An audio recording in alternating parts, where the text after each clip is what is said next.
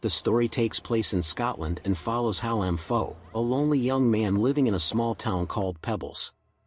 Hallam has an unusual hobby of spying on his neighbors from treetops, especially during their private moments, keeping detailed records of their darkest secrets. One day, he observes his friend in a compromising situation with a girl in the woods. Driven by his peculiar sense of humor, Hallam disguises himself in a primitive outfit and leaps from his treehouse toward them. However, his attempt at humor is not well received, and the girl threatens to tell her older brother. Disheartened, Hallam leaves his refuge but not before bidding farewell to a portrait that reminds him of his late mother. Returning home, Hallam disturbs his sister, Lucy, who is packing for university. At a family dinner hosted by his father, Julius, Hallam feels disconnected, a sentiment that has persisted since his mother's death. Julius, who has married his secretary Verity, now expects Hallam to accept her as his new wife, but Hallam refuses. Frustrated by the situation, he walks out with Lucy, but instead of joining her, he wanders through the neighborhood seeking secrets to uncover. During his walk, he catches sight of his father with Verity, and the sight disgusts him, deepening his resentment. Hallam retreats to his treehouse, the only place where he feels secure, imagining his mother is still waiting for him there. At dawn, Hallam sees Lucy leaving for university from the estate's rooftop but cannot bring himself to say goodbye. After her departure, Julius and Verity suggest Hallam move to London to learn the wine trade before university. Hallam declines, insisting he will stay in Pebbles forever. Later, he overhears a conversation between Julius and Verity where they discuss sending him away to give themselves privacy. Upset, Hallam spends the day at the lake, where he discovers the sunken boat where his mother died. He confronts his father, accusing him of being involved with Verity before his mother's death and questioning the timing of Verity's arrival. Julius admits his mother had taken sleeping pills before entering the boat, implying she intended to end her life. That evening, Hallam finds his mother's portrait vandalized by local youths. Though furious, he refocuses on uncovering the truth behind her death. Confiding in Lucy, he claims someone caused his mother's overdose. Verity overhears this conversation and begins secretly reading Hallam's diary. Later, Hallam inspects the boat and discovers a hole matching the size of a hammer in his workshop. Verity confronts Hallam in his treehouse, threatening to report his habits to the police. Hallam counters by accusing her of murder, presenting the hammer as evidence. Verity denies the accusation, claiming his mother wanted to die. Enraged, Hallam demands a confession, but Verity seduces him, leading to a conflicted encounter that exposes Hallam's internal struggles. Afterward, Verity dismisses the event, warning him to leave his sanctuary. Hallam travels to Edinburgh without a plan or money, spending his first night on a rooftop.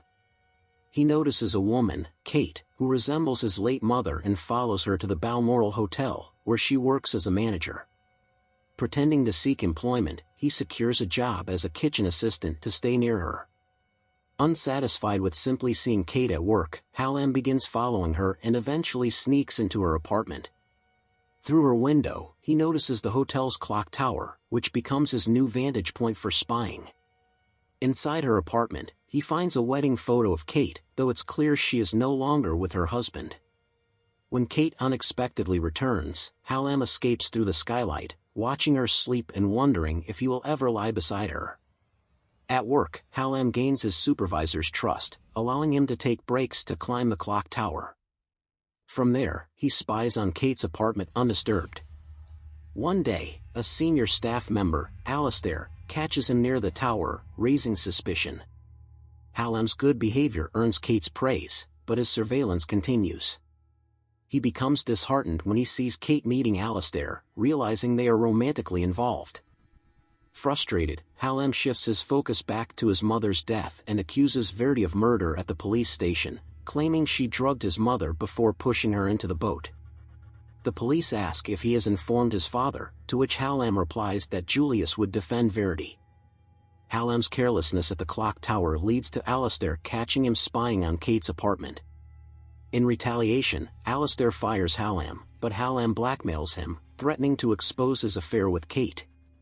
Alistair reinstates him, and Kate's recommendation earns Hallam a promotion. However, Alistair continues visiting Kate, growing more aggressive, which Hallam observes from the skylight.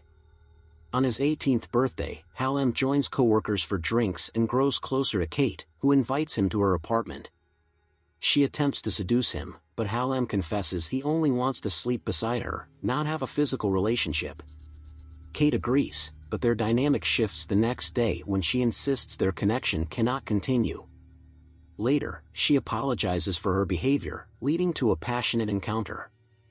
Hallam's joy is short-lived when he sees Kate arguing with Alistair at her apartment.